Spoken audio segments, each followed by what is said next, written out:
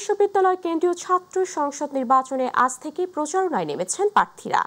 সকাল থেকে বিভিন্ন অনুষদ ও ইনস্টিটিউটে প্রচারণা করেন তারা। ছাত্রদল মনোনীত প্যানেল সমাজবিজ্ঞান অনুষদ, ঝুপড়ি এবং ছাত্র শিবির সমর্থিত সম্প্রীতির শিক্ষার্থী জোট ব্যবসায় প্রশাসন অনুষদে প্রচারণা চালান।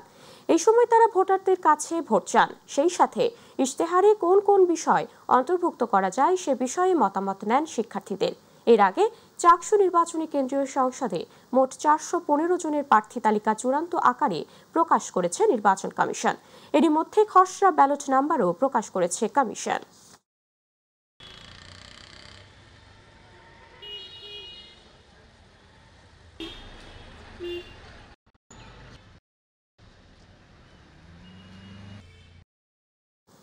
চট্টগ্রাম বিশ্ববিদ্যালয় কেন্দ্রীয় ছাত্র সংসদ চাকসু নির্বাচনে প্রার্থিতা প্রত্যাহার করেছেন 20 জন প্রার্থী। এর মধ্যে কেন্দ্রীয় সংসদের 11 জন ও হল সংসদের 9 জন প্রার্থী রয়েছেন। চাকসু নির্বাচনের সদস্য সচিব অধ্যাপক AKM আরিফুল হক সিদ্দিকী জানান, শেষ দিন পর্যন্ত 20 জন প্রার্থী প্রার্থিতা প্রত্যাহার করেছেন। এছাড়া 4 জনের মনোনয়ন বাতিল হয়েছে। আজ চূড়ান্ত প্রার্থী তালিকা প্রকাশ করা হবে।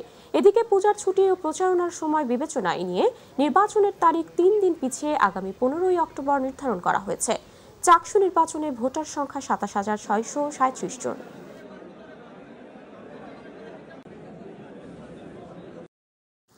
আন্তর্জাতিক ইসলামী বিশ্ববিদ্যালয় চট্টগ্রামের শিক্ষার্থীরা 15 দফা দাবিতে কমপ্লিট শাটডাউন ঘোষণা করেছে।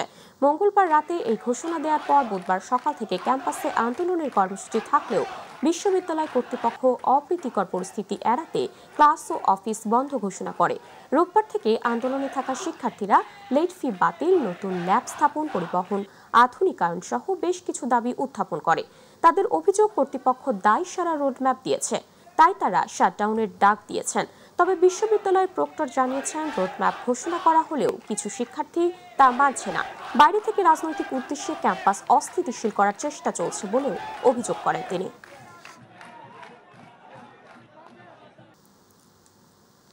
আগামী 28 সেপ্টেম্বর থেকে অনুষ্ঠিতব্য টানা 6 দিনব্যাপী শারদীয় দুর্গাপূজা উপলক্ষে বিশেষ নিরাপত্তা ব্যবস্থা নিয়ে প্রেস ব্রিফিং করেছে র্যাব 13।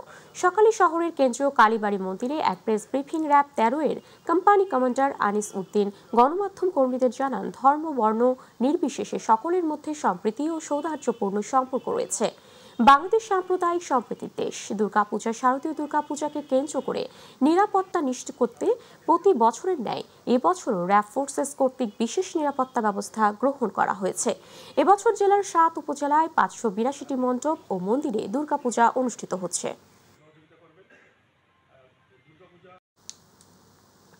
নারায়ণগঞ্জের সনাতন ধর্মাবলম্বীদের সবচেয়ে বড় উৎসব শারদীয় দুর্গাপূজা উৎসবমুখর পরিবেশে উদযাপন নির্বিঘ্ন করার লক্ষ্যে পূজা মণ্ডপ পরিদর্শন করে র্যাব 11। দুপুরে শহরের আমলাপাড়া পূজা মণ্ডপ সহ আরও বেশ কয়েকটি পূজা মণ্ডপ ও মন্দির পরিদর্শন করেন র্যাব 11-র অধিনায়ক lieutenant colonel HM Sajjad Hossain. তিনি বলেন, ইতোমধ্যে আমাদের কার্যক্রম জোরদার করা হয়েছে। বিগত বছরগুলোতে সামাজিক যোগাযোগ মাধ্যমে নানান প্রোপাগান্ডা ছড়িয়ে বিভিন্ন নাশকতার পরিকল্পনা করা হয়েছে। নজির স্থাপন করতে হবে যেন আমরা সম্প্রীতির শহর নারায়ণগঞ্জ, এখানে যেন আমরা সবাই মিলেমিশে একসাথে কোনো ধরনের অপ্রীতিকর ঘটনা ছাড়া যেন যে কোনো উৎসব সবাই উদযাপন করতে পারি, সেটাও আমি আহ্বান করব এবং সকলের কাছে প্রত্যাশা চাইব। আইনশৃঙ্খলা বাহিনীর একজন সদস্য হিসাবে আমরা কাঁধে কাঁধ মিলিয়ে কাজ করব। শান্তি ও সমন্বয়ে উদযাপন শারদীয় দুর্গোৎসব। চট্টগ্রামে আসন্ন শারদীয় দুর্গোৎসব সুন্দরভাবে সম্পন্ন করতে সবার সহযোগিতা কামনা করেছেন চট্টগ্রাম মেট্রোপলিটন পুলিশ কমিশনার CMPর হাসিব আজিজ। দুপুরে নগরীর কোতোয়ালি থানাধীন পাথরঘাটা পুলিশ ফাঁড়ির নতুন ভবনের উদ্বোধনকালে প্রধান অতিথির বক্তব্যে তিনি এই আহ্বান জানান। এ সময় CMP উপপুলিশ কমিশনার দক্ষিণ আলমগীর হোসেন, অতিরিক্ত উপপুলিশ কমিশনার মাহমুদুল হাসান মামুন, সহকারী পুলিশ কমিশনার নূরে আল মাহমুদ, কোতোয়ালি থানার অফিসার ইনচার্জ আব্দুল করিম এবং পুলিশ পরিদর্শক তদন্ত ইকবাল হোসেন উপস্থিত ছিলেন।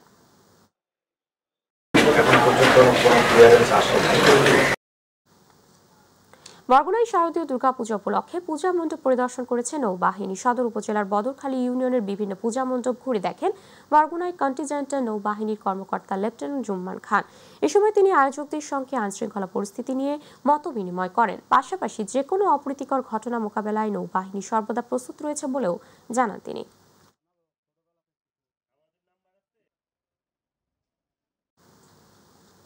বরিশালে ইউএনডিপির প্রতিনিধি দল নিয়ে আদালত পরিদর্শন করেছেন প্রধান বিচারপতি ডক্টর সৈয়দ রেফাত আহমেদ। সকাল 9টায় বরিশাল জেলা ও দায়রা জজ আদালত পরিদর্শন করেন তিনি। এ সময় ইউএনডিপির প্রতিনিধি দলের 7 সদস্য উপস্থিত ছিলেন। পরে তিনি ঘণ্টাব্যাপী আদালতের ন্যায়কুঞ্জ, লিগ্যাল এইড সহ অন্যান্য কার্যক্রম ঘুরিয়ে দেখান প্রতিনিধি দলকে।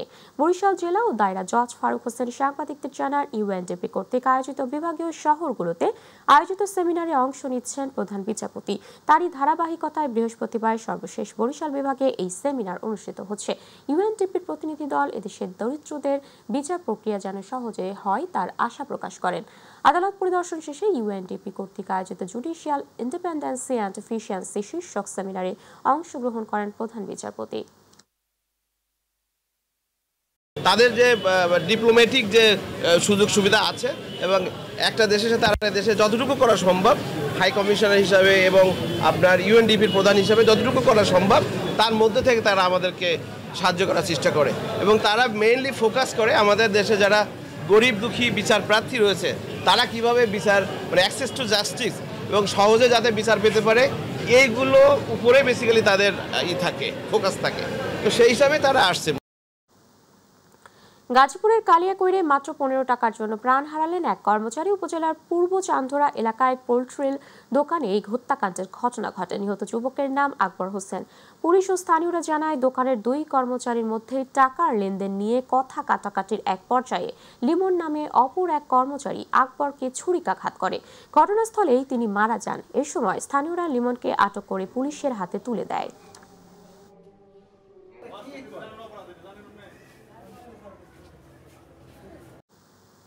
ময়মনসিংহ ও শেরপুর সীমান্তে বিজেপির পৃথক অভিযানে আটক হয়েছে প্রায় 1/2 কোটি টাকার ভারতীয় মাদক ও চোরাচালানি মালামাল। পৃথক অভিযান চালিয়ে এইসব মালামাল আটক করা হয়। ময়মনসিংহ ব্যাটালিয়ন 39 বিজিবির অধিনায়ক লেফটেন্যান্ট কর্নেল মেহেদি হাসান জানান, গোপন সংবাদের ভিত্তিতে হালুয়াঘাটের নামছাপাড়া ও ডুমুরিকুড়া এবং ঝিনাইগাতির ফাকরাবাদ সীমান্ত এলাকায় বৃহস্পতিবার অভিযান চালানো হয়। এ সময় অভিনব কৌশলে পাচারের চেষ্টা করা হয় ভারতীয় মদ, বিভিন্ন সরঞ্জাম সহ একটি পিকআপ ভ্যান আটক করে বিজিবি। আটককৃত এসব মালামালের আনুমানিক মূল্য 38,59,800 টাকা।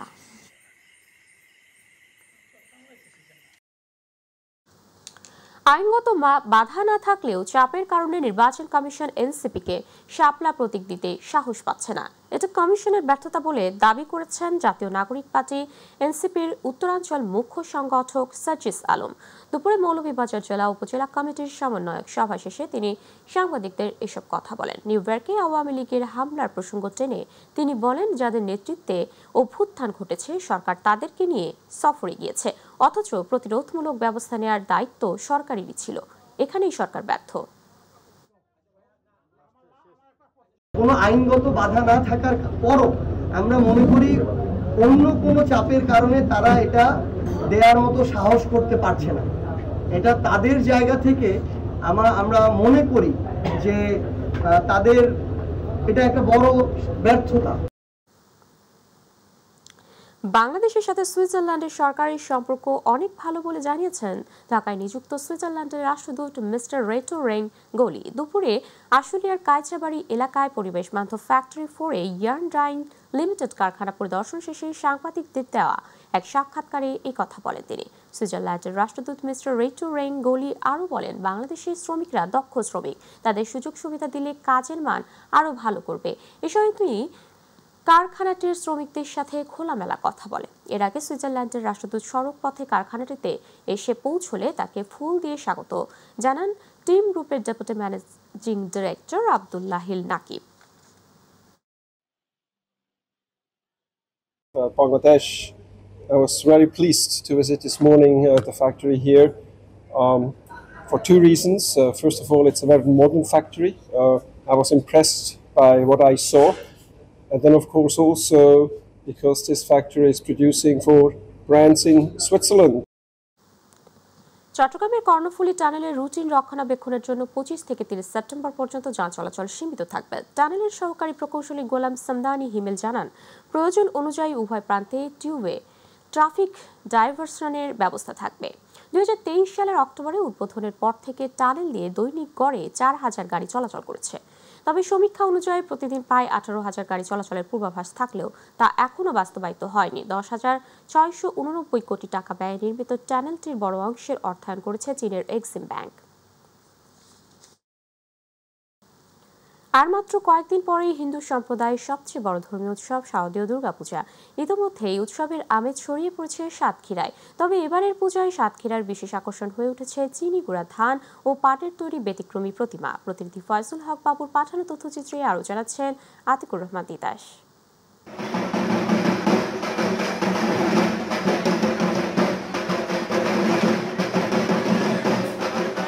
28 অক্টোবর মহাষষ্ঠী পূজার মধ্য দিয়ে শুরু হতে যাচ্ছে হিন্দু সম্প্রদায়ের সবচেয়ে বড় ধর্মীয় উৎসব শারদীয় দুর্গাপূজা। আর এই দুর্গোৎসবকে কেন্দ্র করে ইতোমধ্যে ব্যতিক্রমী প্রতিমা, আলোকসজ্জা আর উৎসবমুখর পরিবেশে সাজতে শুরু করেছে সাতক্ষীরার প্রতিটি পূজা মণ্ডপ।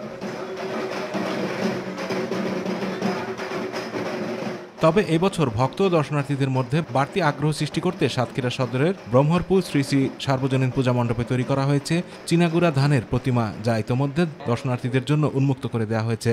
মনের আশা ছিল যে চিনিগুড়া ধানের প্রতিমা যাতে আমরা এই মন্দিরে করি। দূর দূরান্ত থেকে অনেক দর্শনার্থী আসছে আমাদের এখানে।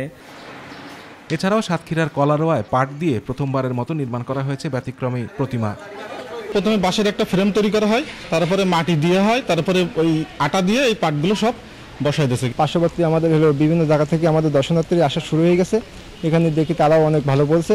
এসব প্রতিমা দেখতে প্রতিদিন পূজা মণ্ডপে ভিড় জমাচ্ছে দর্শনার্থীরা। চিনাগুড়া ধানের প্রতিমা করা হয়েছে, এ কারণে আমি শুনে দেখতে আসলাম।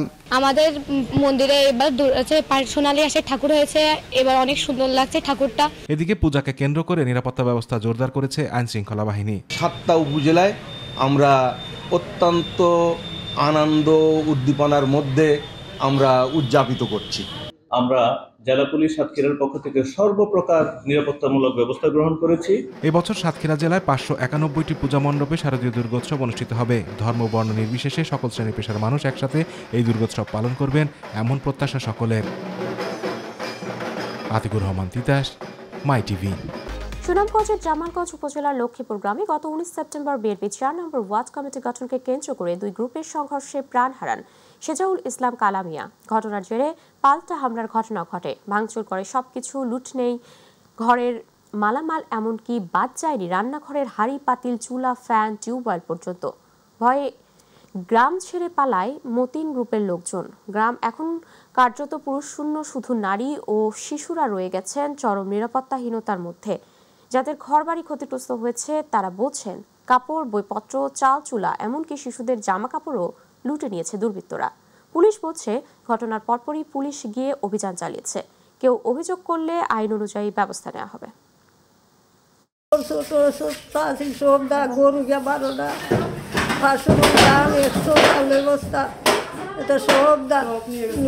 দোকান আমার বাবার 10 লক্ষ টাকা ছিল, 1 লাখ টাকা ক্যাশে ছিল, আমাদের ঘরে সাইবল স্বর্ণ ছিল, টাকা ছিল 5 লক্ষ। এগুলো তারা ছিনিয়ে নিয়ে গেছে জোর করে। আমাদের গহনা ছিল, এগুলো তারা টাইনা ছিনিয়ে নিয়ে গেছে। প্রশাসনের কাছে একটাই অনুরোধ চাই যে আপনারা আমরা দেখে নিবেন। সকাল 7টা থেকে সন্ধ্যা পর্যন্ত ছিলাম, আমি নিজে ছিলাম, 23 জন পুলিশ ছিল আমার সাথে। এই সংবাদ পাই কিন্তু আমরা গেছি, ভোরের দিকে করছে, কিন্তু আমরা যে কাউকে পাইনি। মাইলিশ রক্ষা অভিযানকে সামনে রেখে দেশের দক্ষিণাঞ্চল জেলা বরিশালের মোলাদিতে বিপুল পরিমাণ অবৈধ কারেন্ট জাল জব্দ করেন উপজেলা প্রশাসন। সকালে উপজেলার চর কালেখান ইউনিয়নের 16 ঘর এলাকায় উপজেলা প্রশাসন, উপজেলা মৎস্য অধিদপ্তর যৌথ অভিযানে আমিনুল খানের বাড়ি থেকে 1,41,000 মিটার কারেন্ট জাল জব্দ করে আগুনে পুড়ে বিনষ্ট করেন উপজেলা নির্বাহী কর্মকর্তা নিজাম উদ্দিন। এ সময় উপজেলার সিনিয়র মৎস্য কর্মকর্তা আবুল বাশার সহ মোলাদি থানা পুলিশের একটি দল উপস্থিত ছিলেন।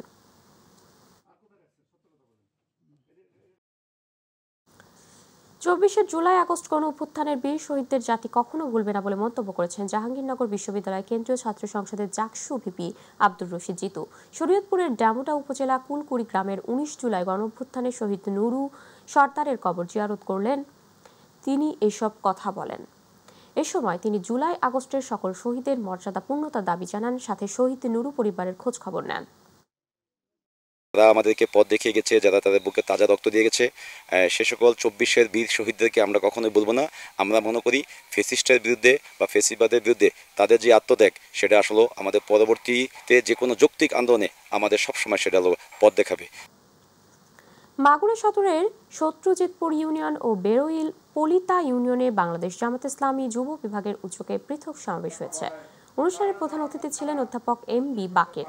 তিনি বলেন, জনগণের অধিকার নিশ্চিত করতে সৎযোগ্য ন্যায়পরায়ণ নেতৃত্ব প্রতিষ্ঠা করতে হবে। তারুণ্যের প্রথম দায়িত্ব হলো দাড়িপাল্লার পক্ষে ভোট দেওয়া। এই সময় বিশেষ অতিথি হিসেবে বক্তব্য রাখেন মাওলানা মাহবুবুর রহমান, মশিউর রহমান, রবিউল ইসলাম সহ অনেকে।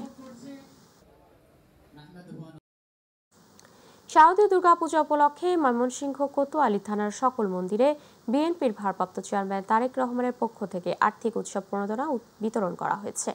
সকালে ময়মনসিংহ প্রেস ক্লাব মিলনায়তনে কোতোয়ালী থানা বিএনপি ও পূজা উদযাপন ফ্রন্টের আয়োজনে কোতোয়ালী থানার 7টি মন্দিরে আর্থিক প্রণোদনা দেওয়া হয়। মন্দিরের আয়োজকদের হাতে এসব আর্থিক উপহার তুলে দেন দক্ষিণ জেলা বিএনপির সদস্য সচিব রোকানুজ্জামান সরকার। এ সময় কোতোয়ালী বিএনপির আহ্বায়ক হেলাল আহমেদ, সদস্য সচিব আক্তার উল আলম বুলবুল, যুগ্ম আহ্বায়ক ইয়াহিয়া হোসেন সহ বিএনপি এবং পূজা উদযাপন ফ্রন্টের নেতৃবৃন্দ উপস্থিত ছিলেন। ময়মনসিংহের ভালুকায় শারদীয় দুর্গাপূজা উপলক্ষে হিন্দু ধর্মাবলম্বী ভক্তদের মাঝে শারদীয় উপহার বিতরণ করা হয়েছে। দুপুরে ভালুকা উপজেলা বিএনপি আহ্বায়ক কমিটির সদস্য শ্রী স্বপন বণিকের সভাপতিত্বে প্রধান অতিথি থেকে নিজ হাতে উপহার তুলে দেন পৌর বিএনপির আহ্বায়ক হাতেন খাম। এ সময় সাবেক কমিশনার আমানুল্লাহ তাজুল, পৌর বিএনপির যুগ্ম আহ্বায়ক জহির রায়হান, ভালুকা পৌর বিএনপি সদস্য আমিনুল ইসলাম পাপ্পু।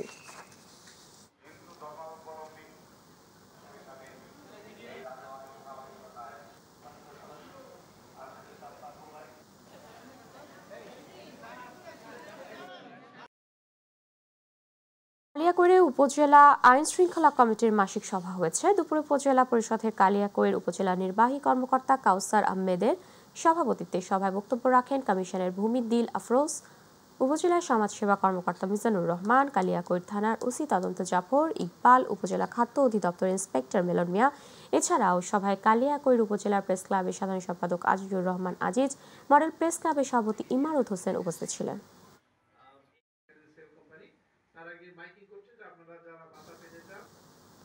ঝিনাইদহের মহেশপুরে নবাগত থানার officer in charge Nazrul Islam press club মহেশপুরের সাংবাদিকদের সঙ্গে সৌজন্য সাক্ষাৎ করেছেন। থানা চত্বরে এই সৌজন্য সাক্ষাৎ অনুষ্ঠান অনুষ্ঠিত হয়। সভায় প্রেস ক্লাব মহেশপুরের সভাপতি সারওয়ার হোসেন, সাধারণ সম্পাদক জিয়াউর রহমান জিয়া, সিনিয়র সহসভাপতি ওবায়দুল হক, সাংগঠনিক সম্পাদক শহীদুল ইসলাম, জালাল উদ্দিন, জামশেদ আলম, বকুল, জাকির হোসেন সহ সকল সদস্য উপস্থিত ছিলেন। আলোচনায় সাংবাদিকরা এলাকার সার্বিক আইন শৃঙ্খলা পরিস্থিতি, মহেশপুরের নানা সমস্যা সম্ভাবনার কথা তুলে ধরেন।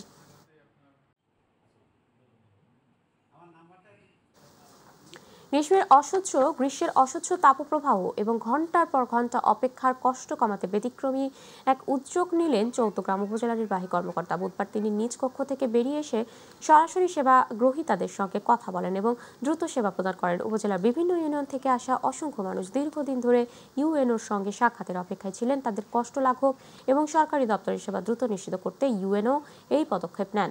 এর ফলে সেবা গ্রহীতাদের সময়, অর্থ এবং হয়রানি কমানো সম্ভব হয়েছে।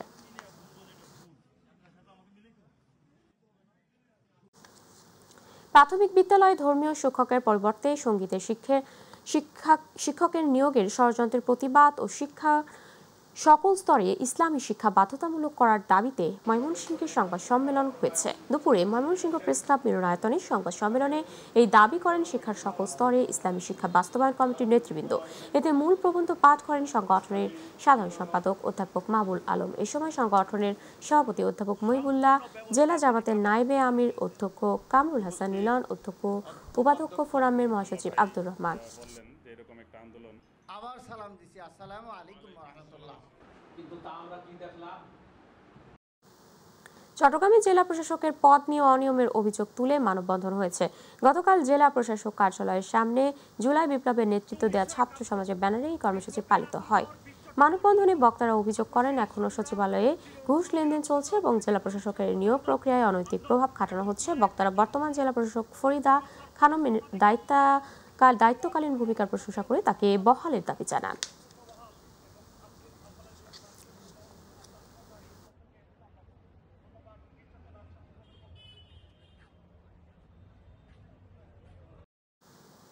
কুড়িগ্রামে তারুণ্যের উৎসব উপলক্ষে সাঁতার প্রতিযোগিতা পুরস্কার বিতরণী ও মাসব্যাপী প্রশিক্ষণের শুভ উদ্বোধন হয়েছে। সকালে কুড়িগ্রাম জেলা ক্রীড়া অফিস আয়োজনে জেলা প্রশাসক পুকুরে যুব ও ক্রীড়া মন্ত্রণালয়ের আওতাধীন ক্রীড়া অধিদপ্তরের বার্ষিক ক্রীড়া কর্মসূচি 2025-26-এর আওতায় অনূর্ধ্ব 15 বালক বালিকাদের সাঁতার প্রতিযোগিতার উদ্বোধন করেন জেলা প্রশাসক কুড়িগ্রাম সিফাত মেনাস।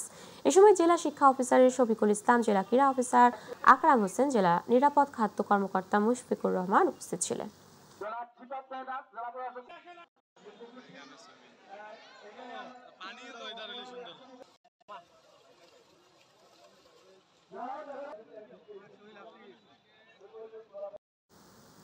লালন সঙ্গীতের কিংবদন্তি শিল্পী ফরিদা পারভিনের স্মরণে কুষ্টিয়ার আলোচনা সভা হয়েছে। বুধবার লালন একাডেমির আয়োজনে লালন মাজার প্রাঙ্গণে অনুষ্ঠিত উক্ত আলোচনা সভায় প্রধান অতিথি ছিলেন কবি ও চিন্তক ফরহাদ মজদার। কুমারখালী উপজেলা নির্বাহী কর্মকর্তা এস.এম. মিকাইল ইসলামের সভাপতিত্বে অনুষ্ঠানে বিশেষ অতিথির বক্তব্য রাখেন কুষ্টিয়ার অতিরিক্ত জেলা প্রশাসক মিজানুর রহমান। আলোচনা সভা শেষে লালন কন্যা খ্যাত কিংবদন্তি শিল্পী ফরিদা পারভিনের স্মরণে লালনের গান পরিবেশন করেন লালন একাডেমির শিল্পীরা। আমরা সকলেই জানি যে লালন সাধকের জায়গা থেকে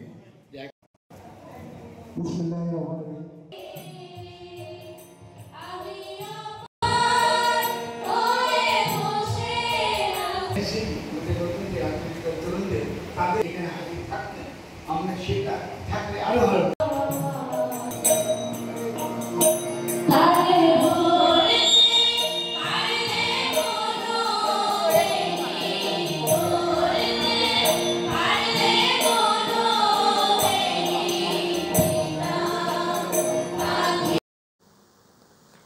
শরীয়তপুরের নড়িয়া উপজেলা প্রশাসনের উদ্যোগে 2 দিনব্যাপী 52তম গ্রীষ্মকালীন জাতীয় ক্রীড়া প্রতিযোগিতার ফাইনাল খেলা ও পুরস্কার বিতরণ অনুষ্ঠান অনুষ্ঠিত হয়েছে। অনুষ্ঠানে নড়িয়া উপজেলা মাধ্যমিক শিক্ষা কর্মকর্তা আনন্দময় ভৌমিকের সভাপতিত্বে ও প্রধান শিক্ষক শেখ নুরুল আমিন রতনের পরিচালনায় পুরস্কার বিতরণ অনুষ্ঠানে প্রধান অতিথি ছিলেন নড়িয়া উপজেলা নির্বাহী কর্মকর্তা আব্দুল কাইয়ুম খান।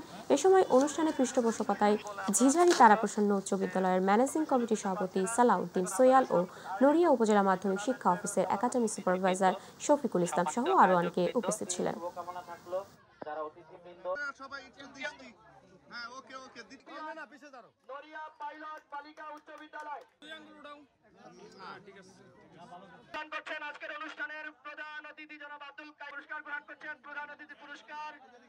যে প্রতিযোগিতায় অংশগ্রহণ করেছে তাদের আমি প্রথমে শুভেচ্ছা জানাচ্ছি।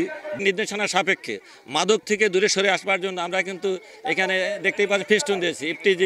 ইফটিজিং বন্ধ করতে হবে, মাদক থেকে দূরে থাকতে হবে। আমরা আশা করি এই খেলাধুলার মাধ্যমে শিক্ষার্থীদের সুপ্ত প্রতিভার বিকাশ ঘটবে এবং তারা অবশ্যই মাদক থেকে দূরে সরে আসবে। শারীরিক এবং মানসিক ফিটনেসটা আমরা ভালো রাখার চেষ্টা করি এবং আমার মনে হয় আমরা সফলভাবে উপজেলা প্রশাসন নড়িয়া শরীয়তপুরে এটা সমাপ্ত করতে পেরেছি।